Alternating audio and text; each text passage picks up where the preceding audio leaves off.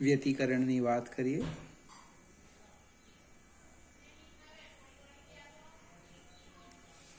આપણે બે ઉદ્ગમ સ્થાન લઈએ, S1 અને S2. આ આપણે પડદો લઈ લઈએ. અહીં કોઈક બિંદુ P લઈ લઈએ.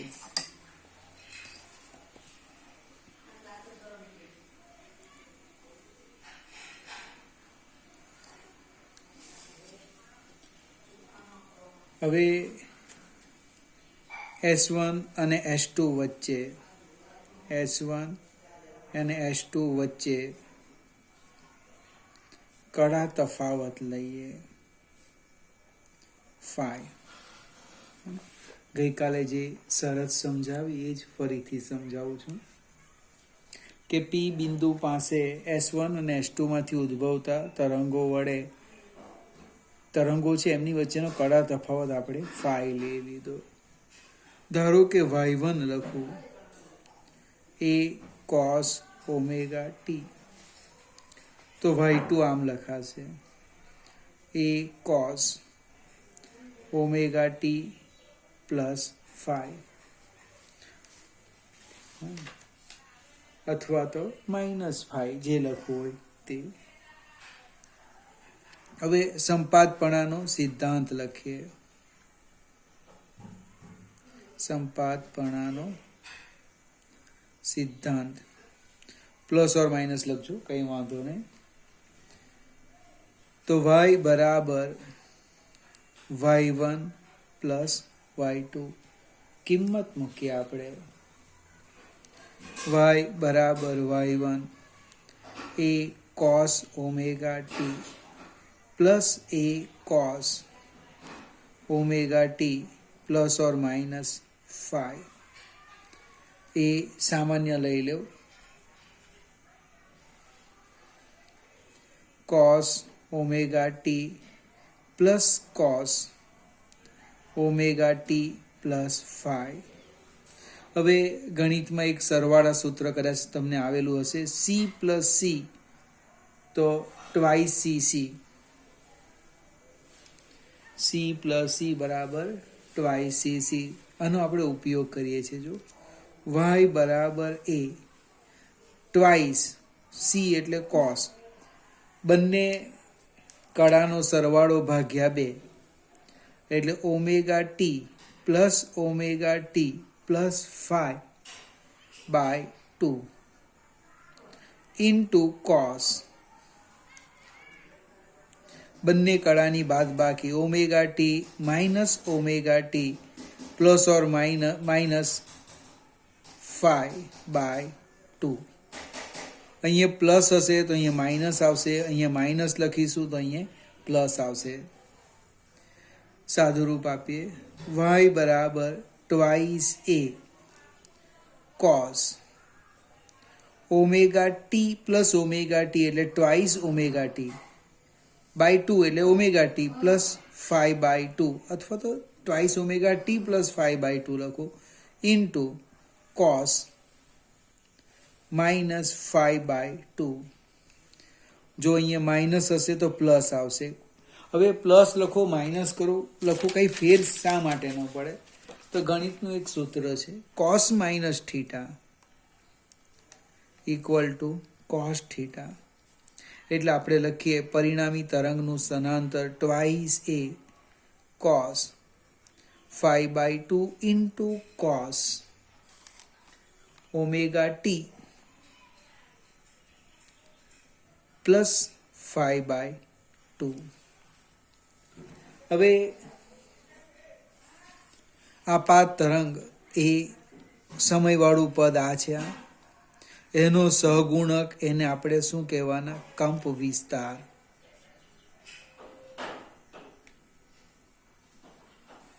જે સમયથી સ્વતંત્ર છે, phi કડા તફાવત છે, એટલે કંપ વિસ્તાર લખી દીધો આપણે. કેટલો લખ્યો કંપ વિસ્તાર? કંપ વિસ્તાર ટ્વાઇસ a cos phi. અને તમે આમ પણ લખી શકો, અથવા તો આપણે ડાયરેક્ટ લખીએ, તીવ્રતા ચલે છે કંપ વિસ્તારનો વર્ગ. એટલે કે I ચલે છે 4a² cos સ્ક્વેર phi. સમીકરણ 1. હવે આપાત તરંગની તીવ્રતા, એને મૂળ તીવ્રતા કહીએ, તો કે I0 ચલે છે a². અહીં કંપ વિસ્તાર આપણે લખેલો છે, એ લખ્યો છે, એ છે કંપ વિસ્તાર. એટલે આપાત તરંગની જે તીવ્રતા છે એ I0 ચલે છે a². સમીકરણ 2. 1 અને 2 નો ગુણોત્તર લેવો. સમીકરણ 1 અને 2 નો ગુણોત્તર કેટલો આવશે? I/I0 બરાબર, ગુણોત્તર લઈએ એટલે અચળાંક નીકળી જશે, 4a² cos square phi by 2. 5/2 2 રહી જાય તો તકલીફ પડશે આપણને. ડિવાઈડ બાય a², નીકળી જાય છે એટલે I આવે છે. I બરાબર 4I0, a² નીકળી ગયા, 4I0 cos square phi by 2. હવે કદાચ આના આગલા વિડીયોની શરતમાં કદાચ કોઈકને એમ થાય કે મને ખ્યાલ આવતો નથી, તો અહીંયાથી પણ બહુ સરસ સમજૂતી અપાય એવી છે. આપણે સામે લખીશું, જોજો અહીંથી ભાગ પાડી દઈએ. હું ફાઈની સંભવિત કિંમત લેમ છું, જોજો ફાઈની 1 લઈએ છે. જો phi = 0 લેમ, ત્યાર પછી પ્લસ ઓર માઇનસ ટ્વાઇસ પાઈ લઈએ, અલ્પ વિરામ પ્લસ ઓર માઇનસ 4 પાઈ લઈએ. આવી બધી જો કિંમત લઈએ તો આ જે તીવ્રતા છે 4 પાઈ, અલ્પ વિરામ પ્લસ ઓર માઇનસ 6 પાઈ બને ડોટ ડોટ ડોટ. તો આ જે cos સ્ક્વેર phi by 2 છે, શું થાય? જો કિંમત હું 0, cos 0 એટલે 1, ટ્વાઇસ પાઈમાં શું થવાનું? 2 ને 2 નીકળી ગયા, એટલે cos સ્ક્વેર પાઈ -1 એટલે +1. 4 પાઈ ટ્વાઇસ પાઈ 1 એટલે હંમેશા 1 બનવાનું. તો તીવ્રતા કેટલી થાય? જો તીવ્રતા I બરાબર 4I0. એનો અર્થ અહીંયા કયું વ્યતિકરણ રચાય? કડા તફાવત આટલો હોય ત્યારે વિનાશક વ્યતિકરણ રચાય. તમે કડા તફાવત, આપણે જે ગઈકાલની થિયરી હતી એને પણ યાદ કરીએ સાથે, ગઈકાલે જે વિડીયો જોયો તે. બીજી બાજુ ફરીથી એકવાર સમજાવું છું. phi લખીએ, પ્લસ ઓર માઇનસ પાઈ લઈએ, પ્લસ ઓર માઇનસ 3 પાઈ લખીએ, પ્લસ ઓર માઇનસ 5 પાઈ લખીએ, અલ્પ વિરામ સો ઓન. તમે આ કિંમત આની અંદર મૂકો, પરિસ્થિતિ શું થાય ચેક કરી લો.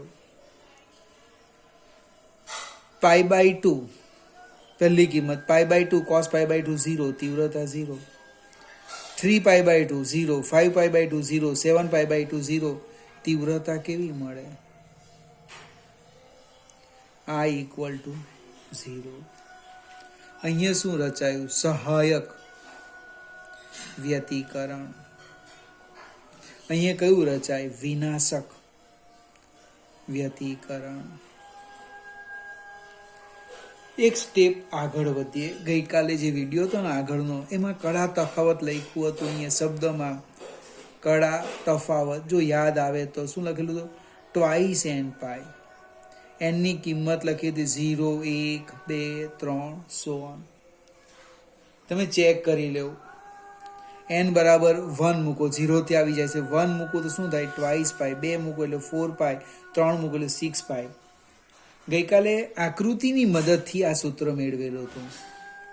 આપણે તરંગ લઈને મેળવેલો હતો. આજે આપણે કળા તફાવત લીધો, આ સૂત્ર મેળવ્યું અને એને આધારે આ સહાયક વ્યતિકરણની શરત મેળવી. કહેવાનો અર્થ એકદમ સાચું છે. સેમ અહીંયા તમે કળા તફાવત જો, વિનાશક વ્યતિકરણમાં લખ્યું હતું ને, કળા તફાવત કેટલો લખેલો હતો? ટ્વાઇસ n પ્લસ 1 ઇન્ટુ પાય. ચલો n ઇઝ ઇક્વલ ટુ 1 લઈ લો, 0 લો પહેલાં, 0 લઈએ એટલે પાય આવે છે. n ની કિંમત 0 હતી, પછી 1 2 1 મૂકો, 3 2 મૂકો, 5. ખ્યાલ આવે કે નહીં આવે? એકદમ ધીમેથી ગઈકાલનો વિડીયો જે કળા તફાવત લખી હતી તે, અને આ થિયરીને સમજવા પ્રયત્ન કરો. આના ઉપરથી તમે વ્યાપક આ જ લખી શકો, ફાઈ બરાબર કળા તફાવત ટ્વાઇસ n પાય. આ જે સ્ટેપ છે આવી ગયું, આના પરથી તમે આ લખી શકો. તમને પદ તફાવત જોઈએ તો લખવાનું ભાઈ pi is equal to lambda by 2. પદ તફાવત માટે શું મૂકવાના? પદ તફાવત માટે લેમડા બરાબર ટ્વાઇસ પાઈ, પણ મારી પાસે અહીં બંને પાઈ છે તો લખો પાઈ બરાબર લેમડા બાય 2. એટલે પાઈની જગ્યાએ લેમડા બાય 2 મૂકશો ને એટલે શું આવી જશે? પદ તફાવત. એક સ્ટેપ આગળ વધીએ. ફરીથી સહાયક અને વિનાશક વ્યતિકરણની શરત બરાબર યાદ રાખવાનું, આપણે એની સાથે જ લેવા દેવા છે. હવે ઉદ્ગમ સ્થાનની વાત કરીએ. ઉદ્ગમ સ્થાન અહીંયા બે પ્રકાર આપેલા છે. એક છે સુસંબંધ અને બીજું છે અસુસંબંધ ઉદ્ગમ સ્થાન.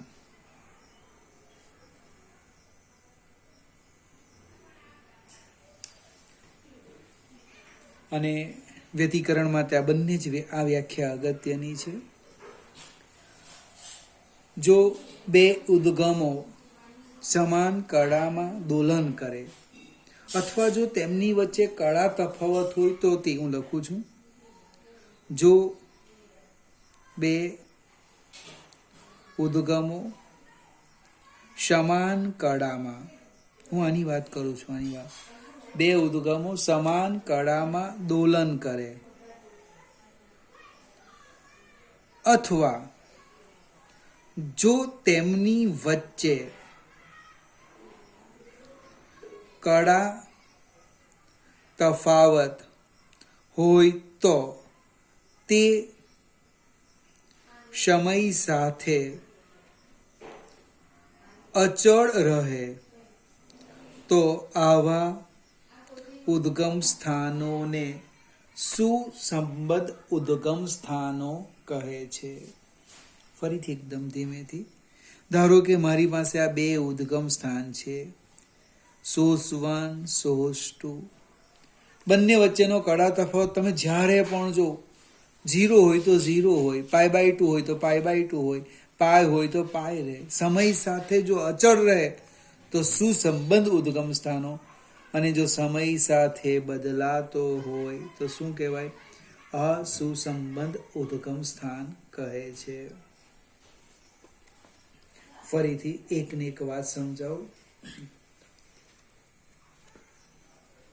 બે ઉદ્ગમો વચ્ચેનો કળા તફાવત હોય અથવા સમાન કળામાં દોલન કરે અથવા કળા તફાવત હોય તો તે સમય સાથે કેવો રહે? અચળ, તો સુસંબંધ, અને ન રહે તો શું કહેવાય? અસુસંબંધ ઉદ્ગમ સ્થાનો કહે છે.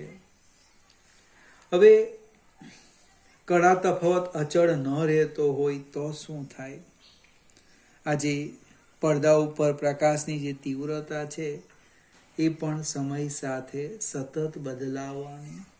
જો હવે આખી વાક્ય રચના અહીંથી બદલાય છે. આ મારી બે વ્યાખ્યા પૂરી થઈ ગઈ. સમય સાથે અચળ, સુસંબંધ, અચળ નથી અસુસંબંધ. હવે અચળ ન હોય એનો અર્થ શું થાય?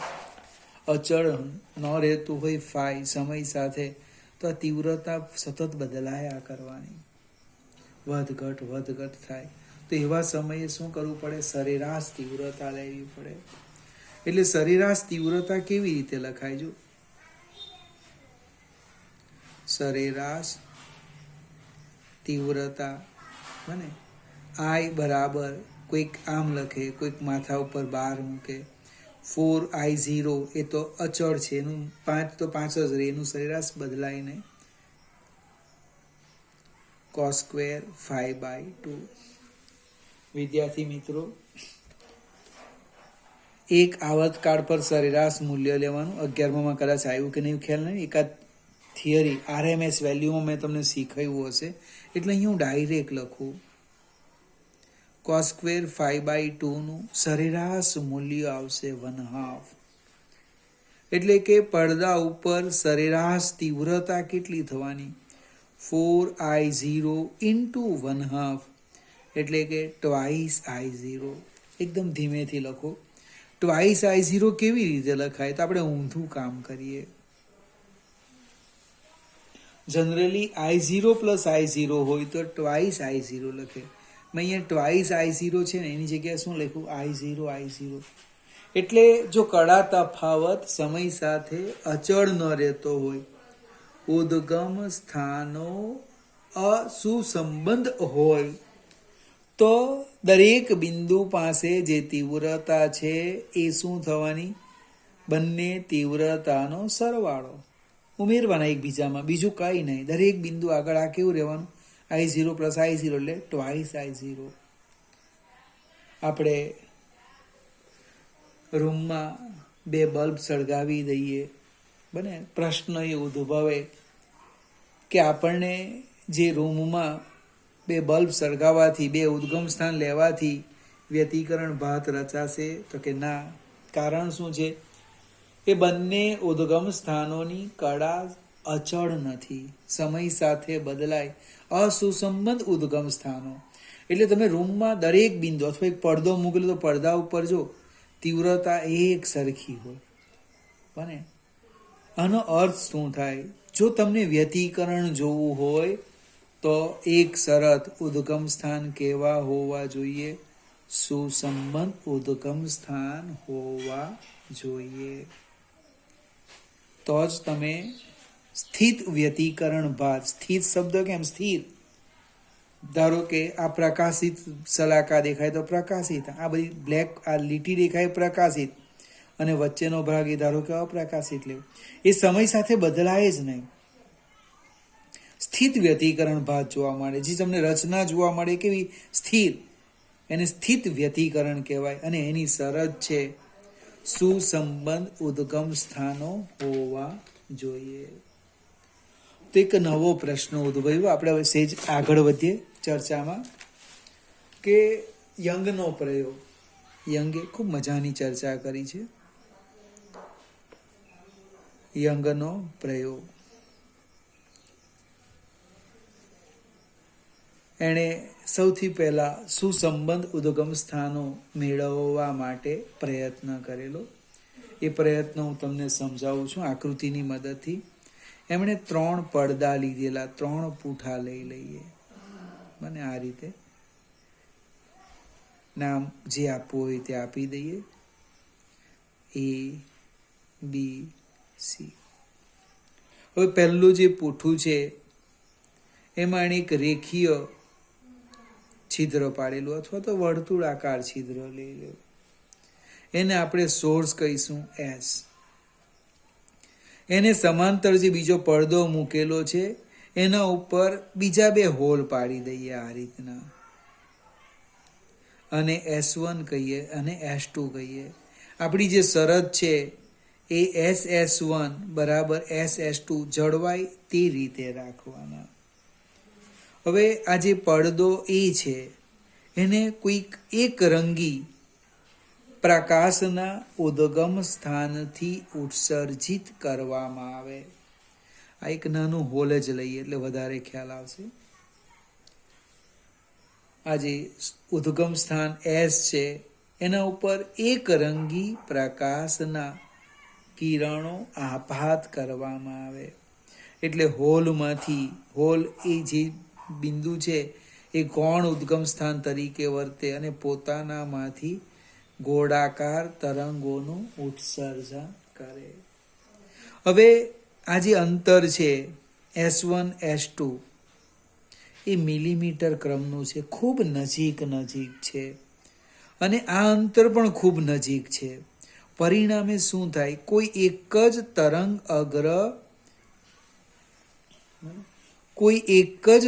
અગ્ર મને S1 અને S2 પર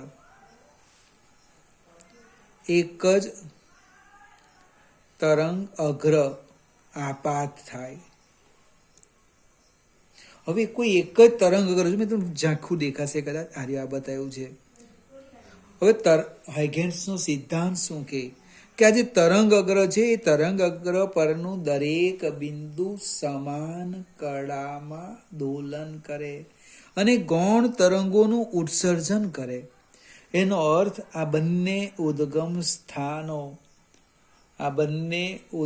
સ્થાનો કેવા બનવાના?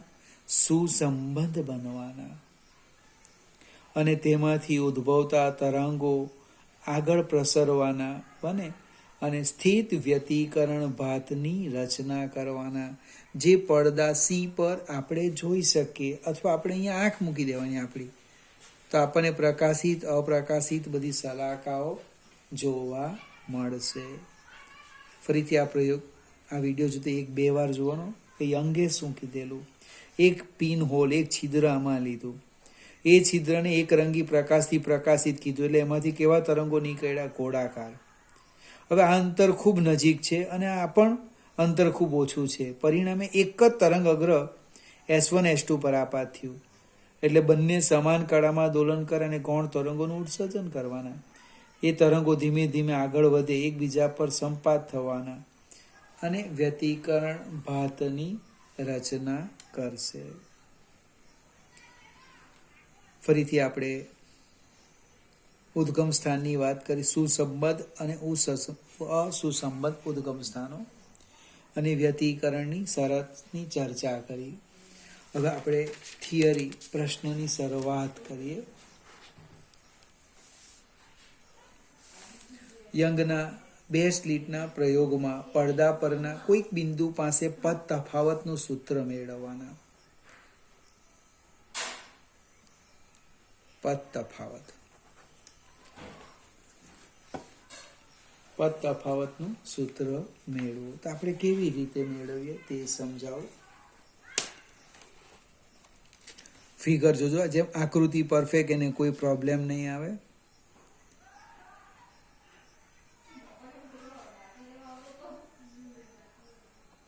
આપણે 2 ઉદ્ગમ સ્થાન લઈ લઈએ, S1 S2. આ બાજુનો ભાગ હું બતાવતો નથી. અહીં એક પડદો લઈ લઈએ,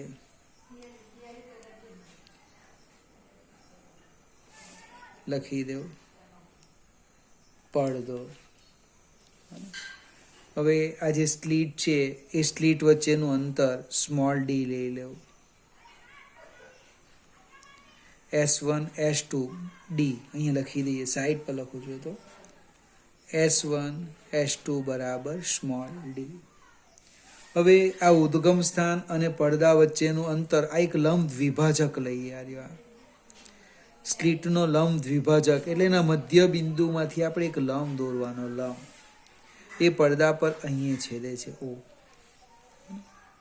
પડદા ઉપર જે પણ કોઈ અંતર માપવાના એ ક્યાંથી માપવાના? O થી, અથવા તો સ્લીટના લંબ દ્વિભાજકથી માપવાના. હવે S1M લંબ પડદો દોરો.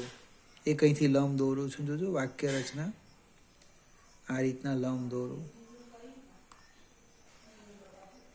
આ M. એ જ પ્રમાણે S2N, આ ટોટલી ગણિત છે એટલે જરાક ધીમે ધીમે સમજી લેજો. N. હવે આ જો D થયું તો આ અંતર પણ D થવાનું, બરાબર.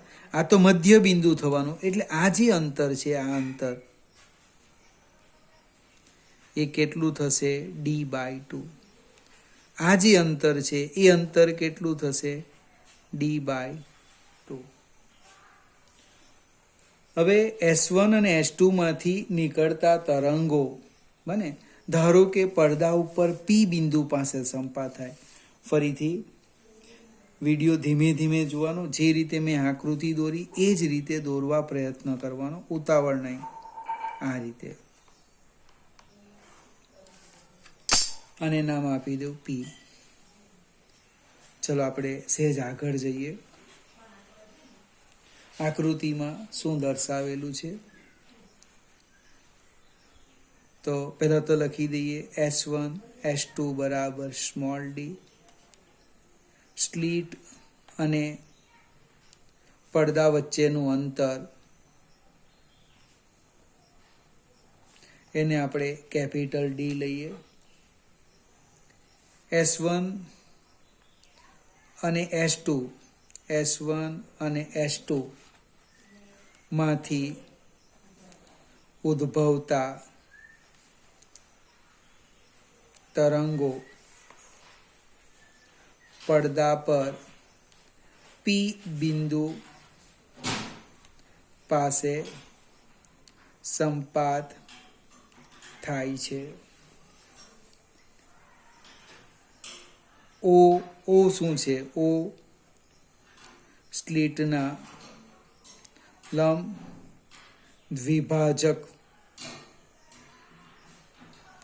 દ્વિભાજક પર આવેલ બિંદુ છે. ઓપી બરાબર હું લખી દેમ છું. ઓપી બરાબર ધારી લેમ એક્સ. ઓ થી એક્સ અંતરે પી બિંદુ પાસે S1 અને S2 માંથી ઉદ્ભવતા તરંગો સંપાત થાય છે. એટલે આમ થશે. આ જે અંતર છે એ આપણે લઈ લીધું એક્સ. હવે S1M લંબ પડદો અને S2N લંબ પડદો દોરો. આકૃતિ પરથી જોજો, બે ત્રિકોણ લેમ છું. સામે લખીએ તો ઉપર નીચે લખે. ત્રિકોણ S1P માં માપ ખૂણો M 90 ડિગ્રીનો. એટલે પાયથાગોરસનો પ્રમેય લખીએ આપણે અહીંથી. આ 90 છે, આ 90 લંબ છે ને, આ પણ 90 છે. એટલે કર્ણનો વર્ગ બરાબર બાકીની બે બાજુના વર્ગનો સરવાળો. એટલે શું થાય જોઈએ? S1P² બરાબર S1M² પ્લસ MP². એ જ પ્રમાણે બીજો એક ત્રિકોણ લઈએ. ત્રિકોણ S2PN માં માપ ખૂણો N 90 ડિગ્રી. આપણે આ ત્રિકોણ લેવાના. હવે S2PN આ 90 છે એટલે આ કર્ણ બનવાનો. S2P² બરાબર S2N² પ્લસ NP². હવે ગણિતનું કામ છે. અને નંબર આપો 1 અને આપો 2. સમીકરણ 2 ઓછા સમીકરણ 1 એટલે કે S2P² માઇનસ S1P² બરાબર શું થવાનું છે? S2N² plus NP² minus S1N² minus MP². પણ વિદ્યાર્થી મિત્રો તમે આકૃતિ પરથી જો S2N અને S1M, અહીં M છે, એમ બંને સરખા છે. S2N બરાબર S1M અને કેટલા છે? Capital D. એટલે આ બંને પદ કેન્સલ થવાના. તો બાકી જે રહી ગયું એ લખીએ. S2P² માઇનસ S1P² બરાબર NP² માઇનસ MP². હવે આકૃતિ પરથી NP લખો ભાઈ.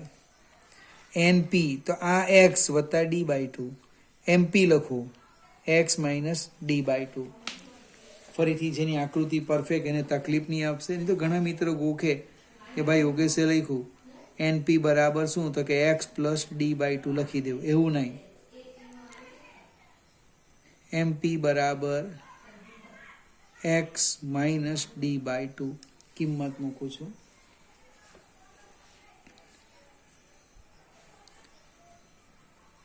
s2 p square minus s1 p square.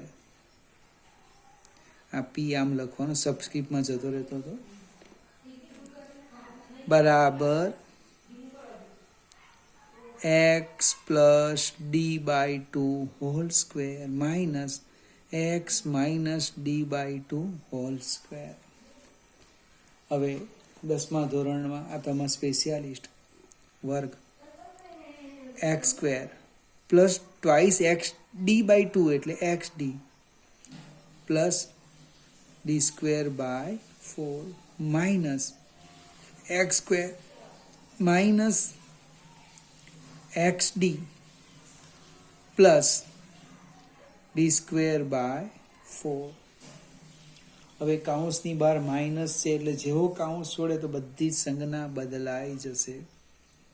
એટલે કે x square plus x d plus d square by 4, જોજો minus x square plus x d minus d square by 4. મને એવું લાગે લગભગ આ પદ અને આ કેન્સલ થશે. સેમ આ પદ અને આ પદ નીકળી જવાનું. X d plus x D કેટલા થવાના? Twice x D. હવે આ બાજુ લખું છું s2 p square minus s1 p square.